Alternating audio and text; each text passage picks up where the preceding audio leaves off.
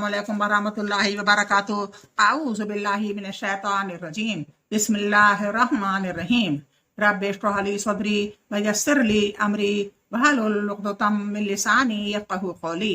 अल्लाहुम्मा सल्लि अला मुहम्मद व अला आलि मोहम्मद।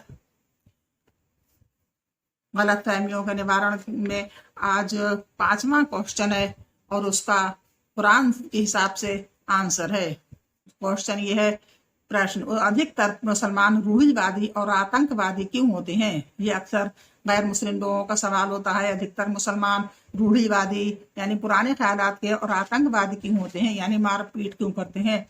उत्तर, धर्म या विश्व राजनीति से संबंधित चर्चाओं में ये प्रश्न प्रत्यक्ष या प्रत्यक्ष रूप से मुसलमानों पर उछाला जाता है। मीडिया के किसी भी साधनों में मुसलमानों को बख्शा नहीं जाता और इस्लाम तथा मुसलमानों के संबंध में बड़े पैमाने पर गलतफहमियां फैलाई जाती हैं। उन्हें कट्टरवादी के रूप में दिखाया जाता है। वास्तव में ऐसी गलत जानकारियां और झूठे प्रचार अक्सर मुसलमानों के विरुद्ध हिंसा और पक्षपात का कारण बनते हैं। इसका सबसे स्पष्ट उदाहरण अमेरिकी मीडिया द्वारा मुसलमानों के विरुद्ध चलाए जाने वाली मुहिम है, जो ओक्लाहोमा बम धमाके के बाद चलाई गई। प्रेस ने तुरंत ये ऐलान कर दिया कि इस धमाके के पीछे मध्य पूर्वी षड्यंत्र काम कर रहा है। बाद में अमेरिकी सेना का एक जवान इस कांड में दोषी पाया गया। अब हम मुसलमानों के रूढ़िवादी और आतंकवादी होने का आरोपों का जायजा लेते हैं। रूढ़िवादी की परिभाषा। रूढ़िवादी उस व्यक्ति को कहते हैं जो किसी आस्था अथवा सिद्धांत को स्वीकार करते हुए उसकी मौलिक शिक्षाओं का पालन कर रहा हो। एक व्यक्ति जो अच्छा डॉक्टर बनना चाहता है, उसके लिए जरूरी है कि वो चिकित्सा संबंधी मौलिक नियमों को जाने, उनका अनुसरण करे और उनका अभ्यास करे। दूसरे शब्दों में उसे चिकित्सा के क्षेत्र में रूढ़िवादी होना चाहिए। किसी व्यक्ति को अच्छा गणित शास्त्री बनने के लिए गणित के मूल नियमों का जानना, उनका अनुसरण करना और उनका अभ्यास करना जरूरी है। उसे गणित के क्षेत्र में रूढ़िवादी होना चाहिए। इसी प्रकार अगर किसी व्यक्ति को अच्छा वैज्ञानिक बनना है तो उसके लिए जरूरी है कि वो विज्ञान के मौलिक सिद्धांतों को जाने, उनका पालन करे और उनके अनुसार अभ्यास करे, अर्थात उसे विज्ञान के क्षेत्र में रूढ़िवादी होना चाहिए। सभी रूढ़िवादी एक प्रकार के नहीं होते। कोई एक ही ब्रश से सभी रूढ़िवादियों को नहीं रंग सकता। सभी रूढ़िवादियों को अच्छे या बुरे की एक ही दर्जे में नहीं रखा जा सकता है।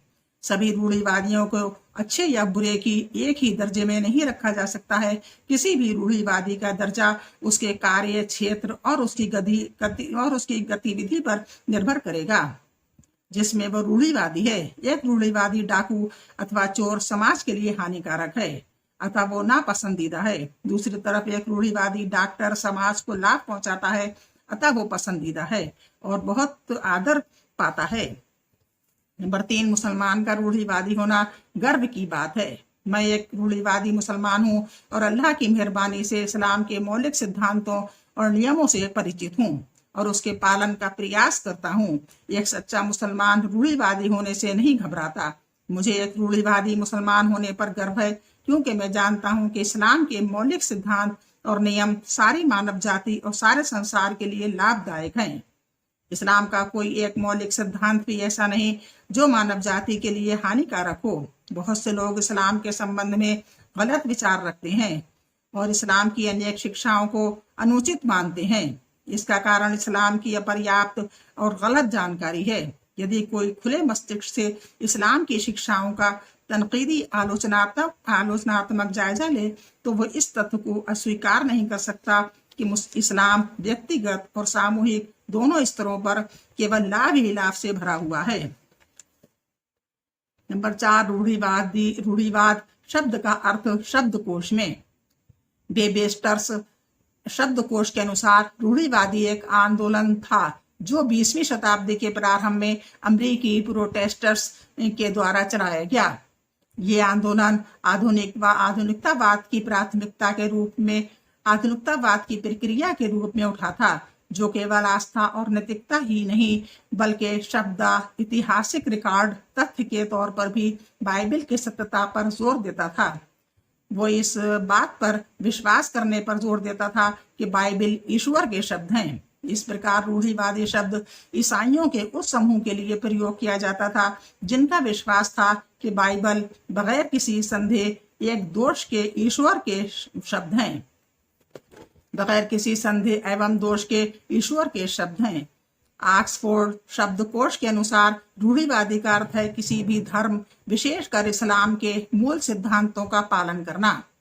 आज जब किसी समय कोई व्यक्ति रूढ़िवादी शब्द का प्रयोग करता है तो उसके मस्तिष्क में तुरंत एक आतंकवादी मुसलमान का विचार आता है। नंबर 5, एक व्यक्ति को एक ही कार्य के लिए दो भिन्न उपाधियां, आतंकवादी और देशभक्त। भारत की ब्रिटिश सरकार ने आजादी के पूर्व कुछ क्रांतिकारियों को, जो कि अहिंसा के पक्ष में नहीं थे, ब्रिटिश सरकार ने आतंकवादी कहा।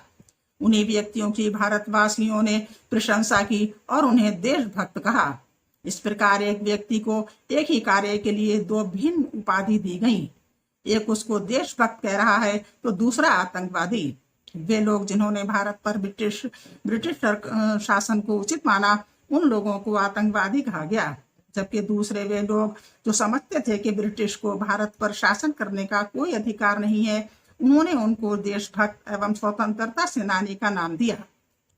अतः यह महत्वपूर्ण है कि एक व्यक्ति के प्रति फैसला करने से पूर्व उसकी पूरी बात सुनी जाए, दोनों पक्षों के तर्कों को सुना जाए, स्थिति का जायजा लिया जाए, कारण और उद्देश्य पर विचार किया जाए और तब उनके अनुसार उस व्यक्ति के प्रति उचित फैसला किया जाए।